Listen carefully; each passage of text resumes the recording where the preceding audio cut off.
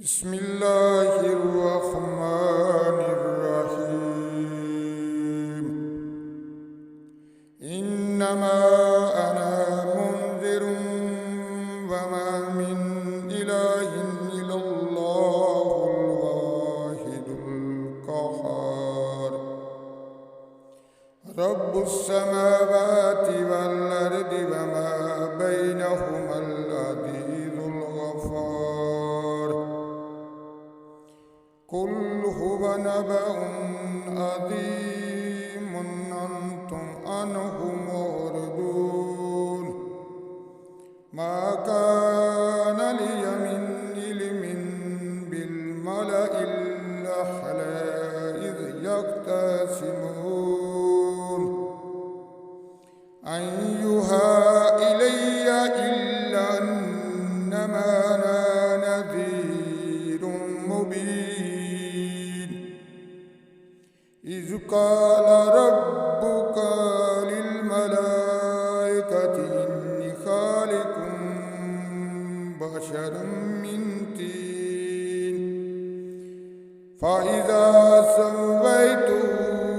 ونفخت فيه من روحي فقعوا له ساجدين فسجد الملائكة كلهم أجمعون إلا إبليس استكبر وكان من الكافرين قال يا إبليس ما منعك أن تسجد لما خلقت بيدي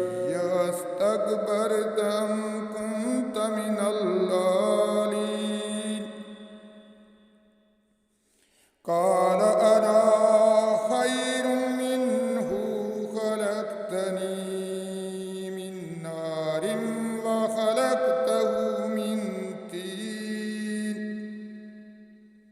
قال فاخرج منها فإنك رجيم وإن عليك لعنتي إلى يوم الدين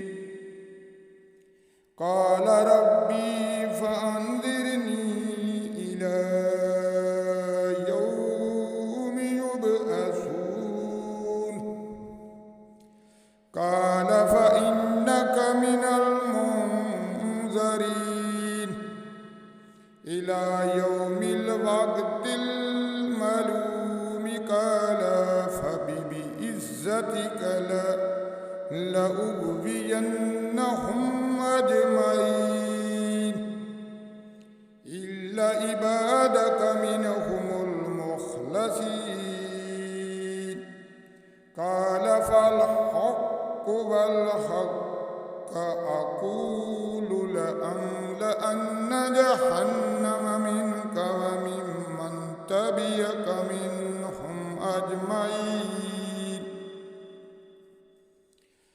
قل ما أسألكم عليه من أجر وما أنا من المتكلفين